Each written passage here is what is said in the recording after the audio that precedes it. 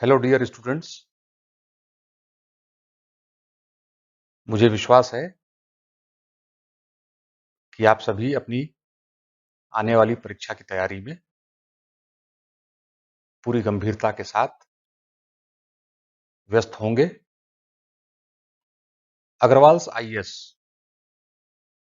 ने प्रीलिम्स परीक्षा को ध्यान में रखते हुए सोशल इश्यूज पर लेक्चर की एक सीरीज का जो योजना को मूर्त रूप देना शुरू किया है। तो उसी क्रम में ये हमारा पार्ट 3 का ये व्याख्यान लेकर आपके समक्ष हूं। आज हम लोग सबसे इंपॉर्टेंट टॉपिक पोक्सो एक्ट 2012 जो अभी कुछ महीने पहले चर्चा में रहा है, उस पर चर्चा करेंगे, उसका विश्लेषण करेंगे, महत्वपूर्ण बिंदुओं का एनालिसिस करेंगे और जो भी संभावित पक्ष होंगे जिन पर प्रश्न बन सकता है, उस पर भी हम उस पर मंथन करेंगे। कुछ माह पूर्व विधि और न्याय मंत्रालय ने राष्ट्रीय महिला सुरक्षा मिशन के एक पार्ट के रूप में बलात्कार और पॉस्को अधिनियम में से जुड़े जितने भी विषय थे, मामले थे, उनको जल्दी से निपटाया जाए, उसका निपटारा जल्दी से हो, उसके लिए उस उद्देश्य को ध्यान में रखते हुए 1023 फास्ट ट्रैक स्पेशल कोर्ट्स को स्टैब्लिश करने की, को स्थापित करने की एक योजना, एक स्कीम आरंभ की। So why the POCSO act 2012 is in the news if you see few months back? Because of Ministry of Law and Justice have recently started a scheme, and that the spirit of that scheme is for setting up 1023 fast track special courts which will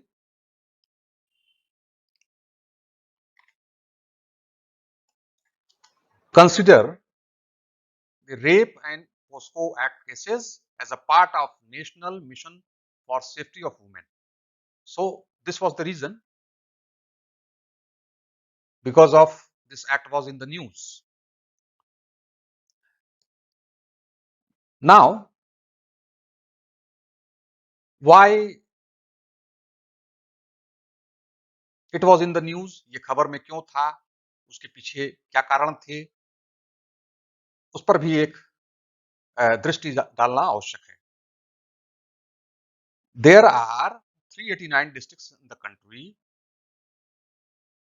389 जनपद हैं हमारे देश में, जहां पर POCSO act के अंतर्गत pending cases बहुत ज्यादा है। मतलब उनकी संख्या 3 डिजिट में है। और इस स्कीम में, जो स्कीम ये ministry of law and justice के द्वारा आई है, इस स्कीम के तहत प्रत्येक जनपद में एक पोक्सो कोर्ट की स्थापना की जाएगी और उसकी स्थापना होगी 1 वर्ष के लिए। ठीक है। और उस स्थापना के पीछे उद्देश्य यह है कि जितने भी पेंडिंग इस तरह के केसेस हैं, इन विषयों से जुड़े हुए केसेस हैं, उनका निपटारा जल्दी से जल्द कर दिया जाए। अब सवाल यह होगा कि उसके लिए आर्थिक संसाधनों की आवश्यकता होगी। तो आर्थिक संसाधन जो है, उसके लिए एक बंटवारा किया गया। बंटवारा ये किया गया कि 60% इस योजना में जो खर्च होगा वो सेंटर देगा, केंद्र देगा, और 40% जो भाग होगा वो या तो राज्य देगा या केंद्र शासित प्रदेश की सरकारों द्वारा किया जाएगा, वो भार उठाया जाएगा। ठीक है। तो एक तो ये चीज हो गई। दूसरा, आप ये समझा जाए कि इसका नोटिफिकेशन किसने किया था। It was notified by the central government. अगर आप देखिए, central government it was notified by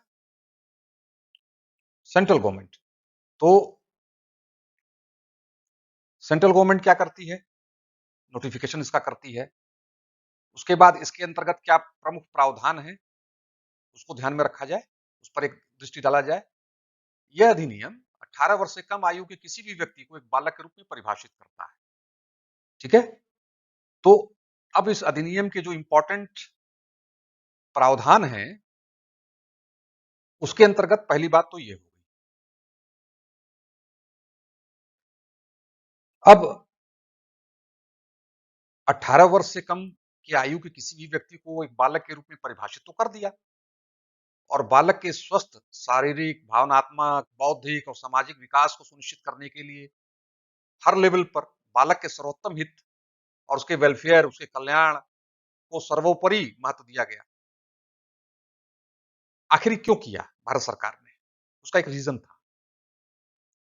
because of India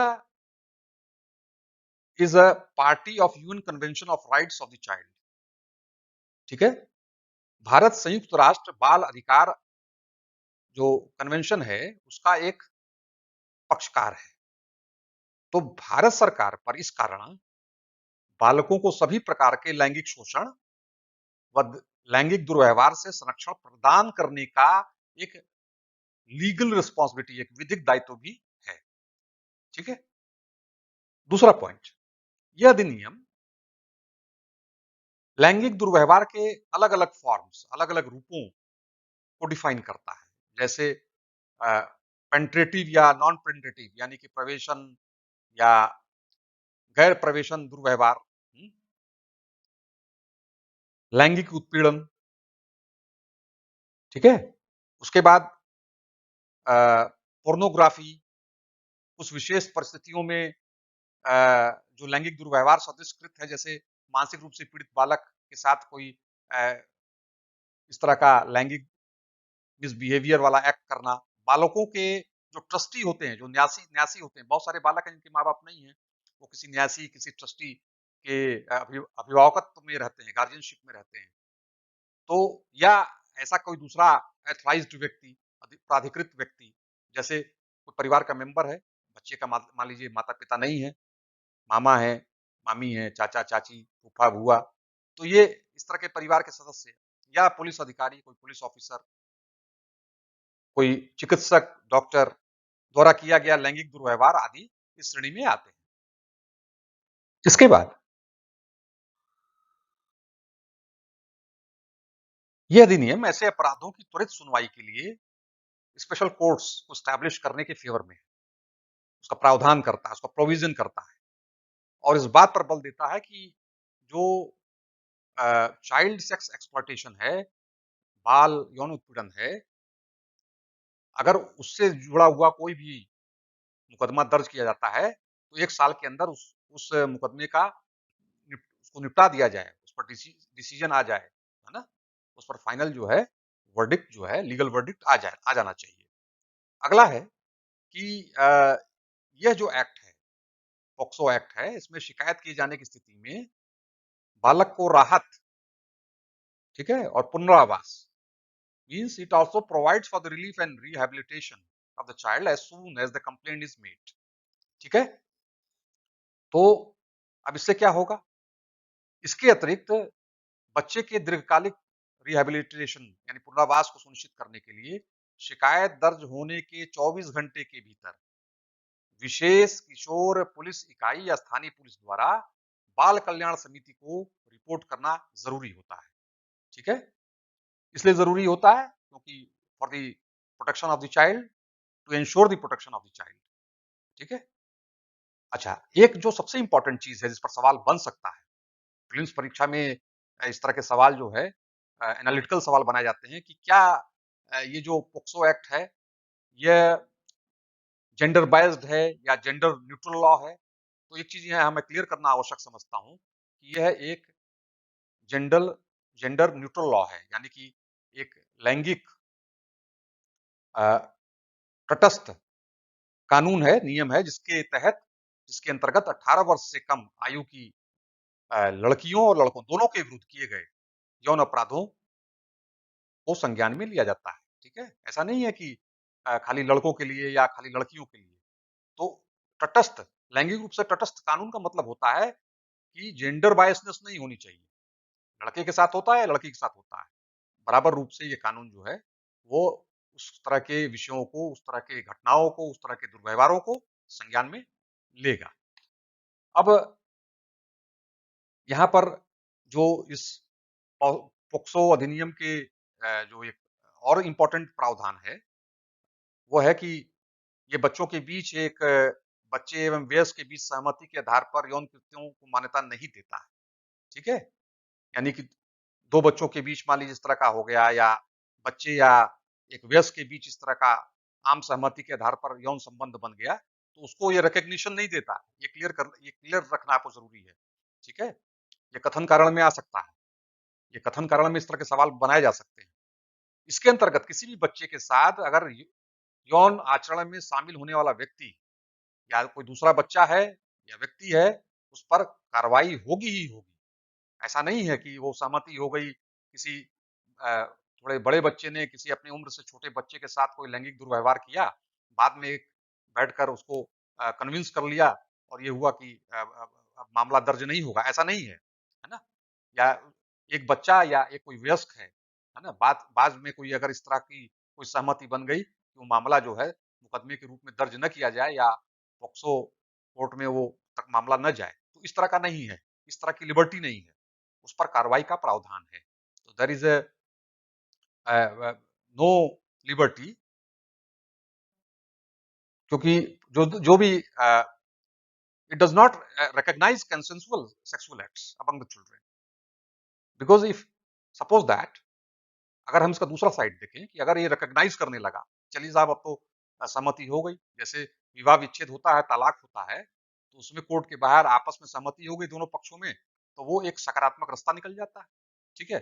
लेकिन उस तरह यहाँ पर कोई एक जोन नहीं है, कोई इस तरह का लिबर्टी जोन नहीं है, वो लिबर्टी जोन होना भी नहीं चाहिए, क्योंकि उससे उस तरह के अपराधों को प्रोत्साहन मिलता है प्रत्यक्ष अप्रत्यक्ष रूप से। सो prosecutes any person including child for engaging in a sexual act with a child irrespective of whether the later consented to it, ठीक है? तो it is an important one of the provisions of this act. Finally, अभी देखिए कुछ महीने पहले संसद में लैंगिक अपराधों से बालकों का संरक्षण संशोधन अधिनियम 2019 पारित किया गया था और उसी कारण से ये चर्चा में आया था। वैसे तो ये एक्ट 2012 में आया हुआ है। तो इसमें क्या हुआ कि बच्चों के विरुद्ध लैंगिक अपराधों के लिए मृत्युदंड की सजा का प्रावधान किया गया। वास्तव में होना भी चाहिए, क्योंकि लैंगिक दुर्व्यवहार, जो बच्चों के खिलाफ जो लैंगिक दुर्व्यवहार होता है, वह अमानवीय और जिसकी जितनी भी निंदा की जाए कम है। तो उसको चेक करने के लिए, उसकी रोकथाम के लिए निसंदेह मृत्युदंड की जो सजा है, वह एक ऐसा कदम है जो इस तरह के संभावित अपराधियों में, या इस तरह का कोई अगर अपराध करने की सोचेगा भी और उसे मालूम है कि इसका परिणाम मृत्युदंड होगा, तो निसंदेह वो उसको एक तरह से हतोत्साहित करने का काम करेगा। तो एक चीज ये हो गई। लेकिन हम आगे बढ़ें इसके पहले आपको एक चीज मैं बताना चाहूंगा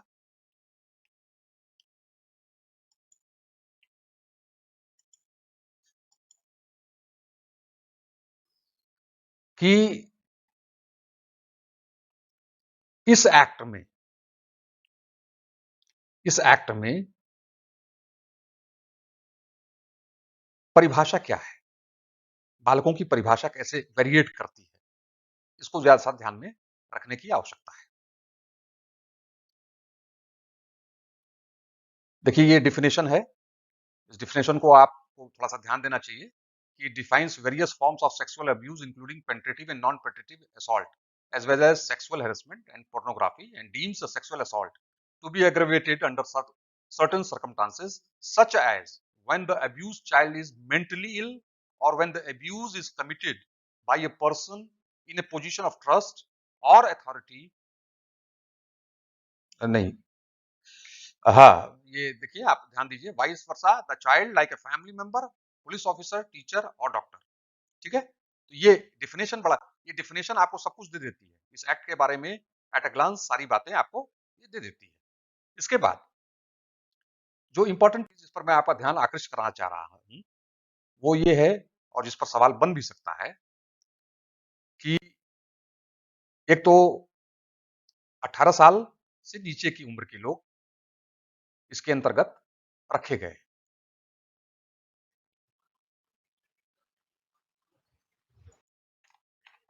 अब ये समझने की जरूरत है कि बालकों की परिभाषा अलग अलग एक्ट्स में अलग अलग दी हुई है। ठीक है, वो परिभाषा क्या है उस पर एक दृष्टि डालना जरूरी है।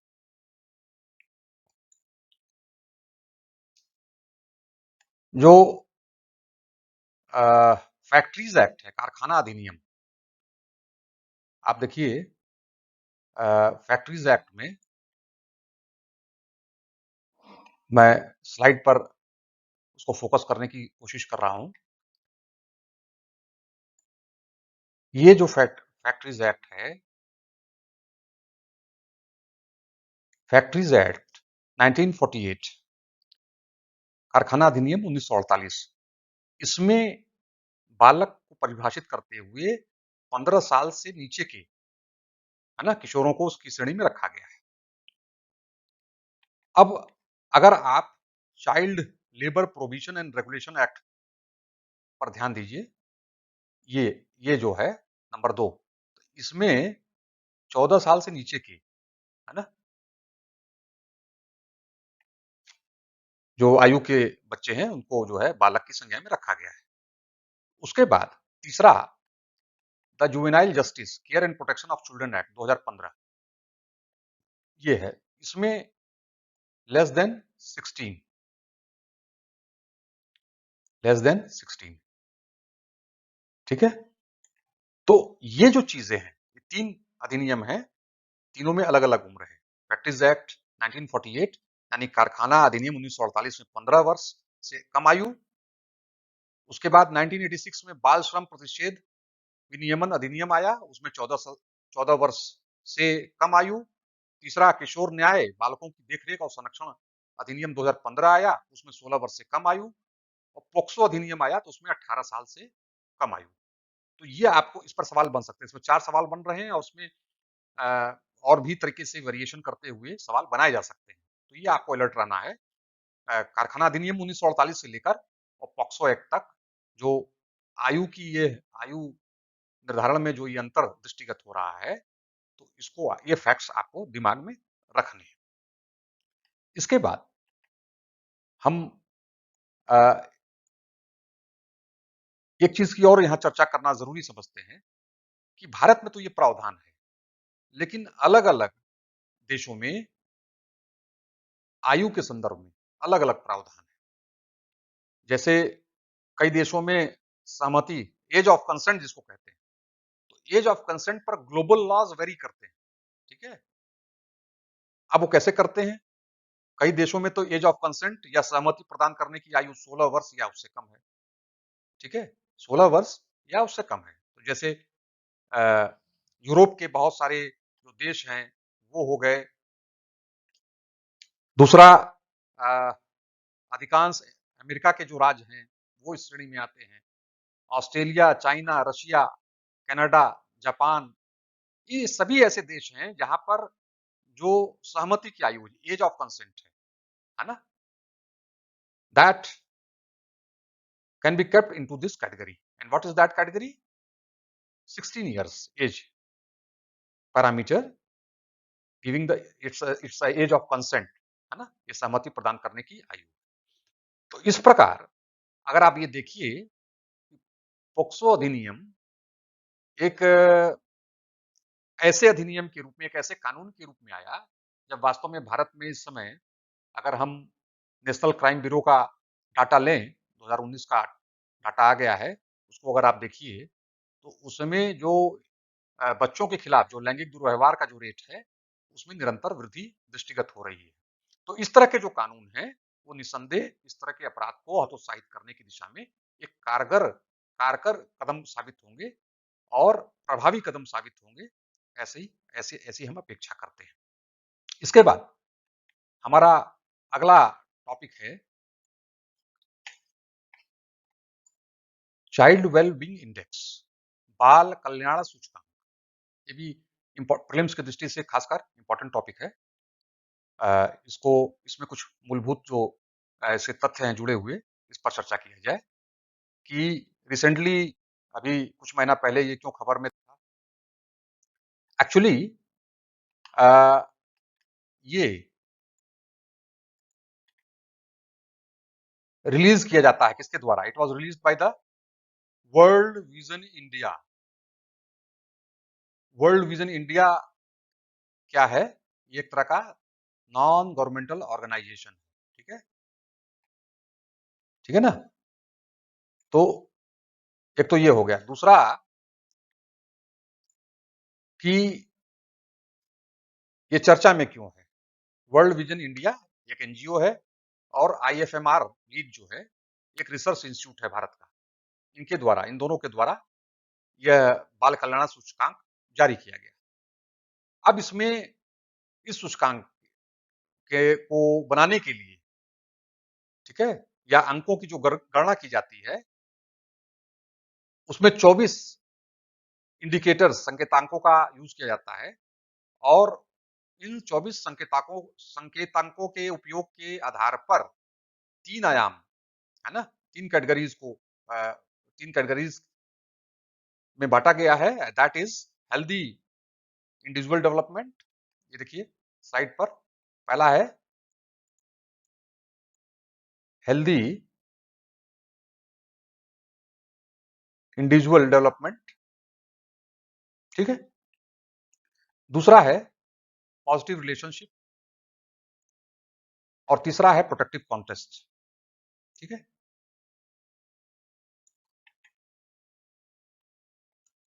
यानी यानी स्वस्थ व्यक्तिगत विकास, सकारात्मक संबंधों और सुरक्षात्मक संदर्भों, है ना, ये 3 आयाम है।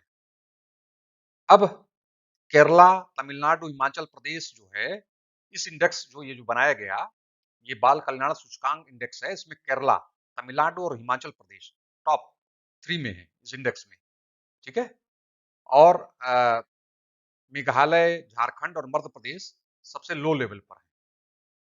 जबकि अगर यूनियन टेरिटरीज में आप देखिए, संघ शासित प्रदेशों में देखिए, तो पुडुचेरी का प्रदर्शन जो है वो काफी अच्छा रहा है, ठीक है। सो ये एक इंपॉर्टेंट इंडेक्स है और इस पर सवाल पूछा जा सकता है। तो ये एक इंपॉर्टेंट इंडेक्स है। इसके बाद हम आगे बढ़ते हैं। इंटीग्रेटेड चाइल्ड प्रोटेक्शन स्कीम, समेकित बाल संरक्षण योजना, इंपॉर्टेंट योजना है ये।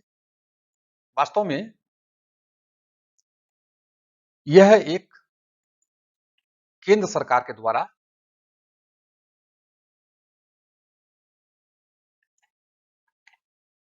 प्रायोजित योजना है, जिसका अपना उद्देश्य क्या है, इसको समझा जाए।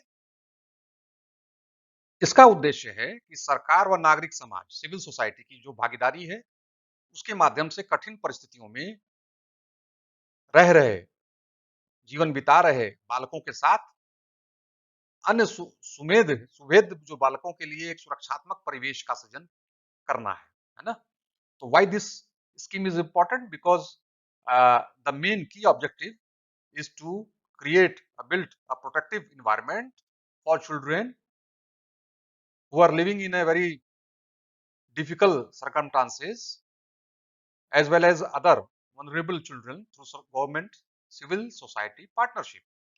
तो आप ये सोचिए कि कोई भी एक चीज यहां पर मैं इंपॉर्टेंट समझता हूं बताना, योजनाएं सेंट्रली स्पॉन्सर्ड हो या स्टेट स्पॉन्सर्ड हो, जब तक वो गवर्नमेंट और सिविल सोसाइटी की भागीदारी पर बेस्ड नहीं होंगी, तब तक क्रियान्वयन की सफलता जो है वो संदेह के घेरे में रहती है।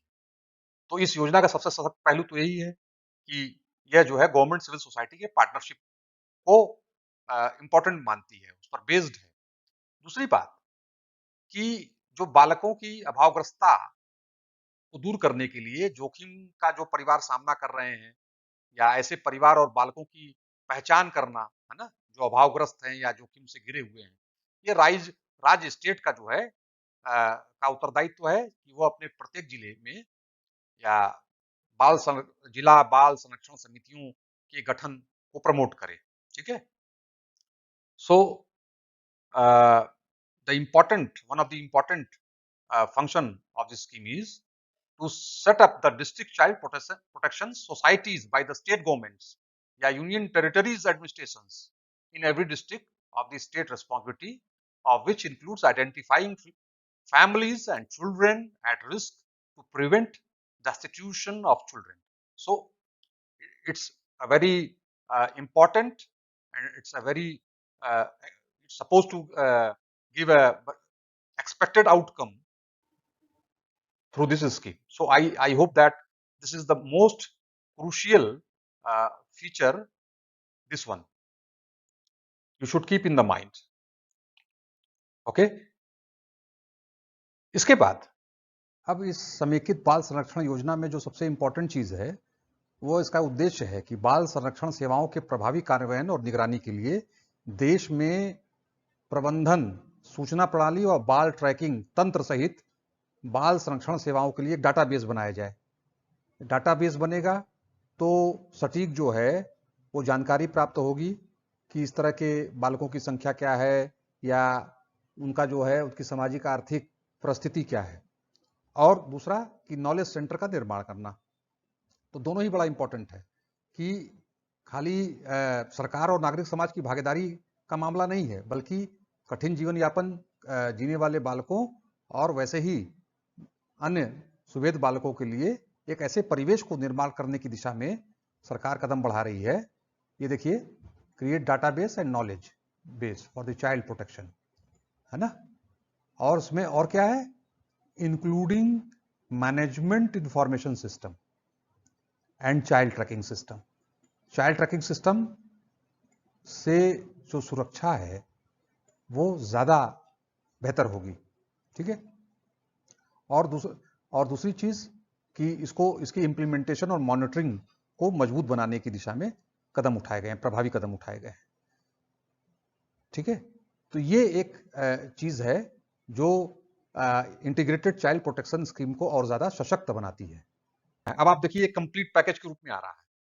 जोखिम से बचाना नहीं है, उन्हें ट्रेस नहीं करना है, बल्कि उनके जीवन को एक अच्छी दिशा देने की ओर एक ऐसा मैकेनिज्म डेवलप करना है जिससे उनका जीवन जो है वो सम्मानजनक हो सके। तो पहले तो हमें जो डाटाबेस है, जो इंफॉर्मेशन डाटाबेस है, उसको स्ट्रॉन्ग करना पड़ेगा। ठीक है। उसके बाद फिर जो है नॉलेज सेंटर के निर्माण को प्रोत्साहन दिया गया है इस स्कीम में। उसके बाद जो इंपॉर्टेंट प्रावधान है कि यह किशोर न्याय बालकों की देखभाल और संरक्षण अधिनियम 2015 में बनाया गया था कि प्रभावी क्रियान्वयन के लिए राज्य संघ शासित प्रदेशों को वित्तीय संसाधन प्रदान करता है। ये बड़ा इंपॉर्टेंट है। कोई भी योजना है उसके क्रियान्वयन के लिए जरूरी है कि उसके आर्थिक संसाधन जो जरूरी है, जो आवश्यक है, वो मिले। केंद्र या सरकार, राज्य सरकार की भागीदारी या अनुपातिक डिस्ट्रीब्यूशन से या कोई एक सिंगल स्पॉन्सरशिप से। तो इसमें क्या है कि it provides financial resources to states या union territories administration for the effective implementation of juvenile justice care and protection of child act 2000। ठीक है।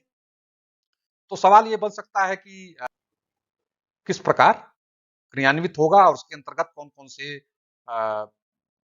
अधिनियम शामिल हैं, किन अधिनियमों के आधार पर ये जो है इसकी शक्ति विस्तारित है और वो कैसे क्रियान्वयन के पथ पर आगे उन्मुख होगी। इन सारी बातों का प्रावधान इसमें किया गया है। तो ये पॉक्सो एक्ट बहुत ही इंपॉर्टेंट है। मेरी दृष्टि में भी इस पर सवाल बनने की पूरी संभावना बनती है, क्योंकि ये एक ऐसा एक्ट है जो इस समय वर्तमान समय और जिस तरीके से संशोधन के रूप में आया है और जिस वजह से ये हाल के महीनों में चर्चा में था, वो पर्याप्त आधार है जिससे ये एक ऐसा विषय है जिस पर सवाल बन सकता है। तो आपको इसको जरूर रिवाइज करना चाहिए। इसके स्पष्ट इसकी अवधारणात्मक उसके जो तथ्य हैं उसको संज्ञान में रखना चाहिए और उस पर किसी भी तरीके के सवाल बने तो आप उस सवाल को सही तरीके से हल कर सकें। फिर इसी तरीके से मैं कुछ इंपॉर्टेंट इश्यूज, सोशल इश्यूज को लेकर अगले पार्ट में आऊंगा। मुझे उम्मीद है कि इस तरीके से जो आप वीडियो लेक्चर्स देखते हैं, ये रिवीजन का भी काम करता है और अवधारणात्मक स्पष्टता और ज्यादा हो जाती है, जिससे किसी भी फैक्ट्स के बारे में, किसी भी कॉन्सेप्ट के बारे में, किसी भी घटना के बारे में, किसी भी एक्ट के बारे में, किसी भी इंडेक्स के बारे में आपको पर्याप्त जानकारी मिल जाती है एक जगह पर।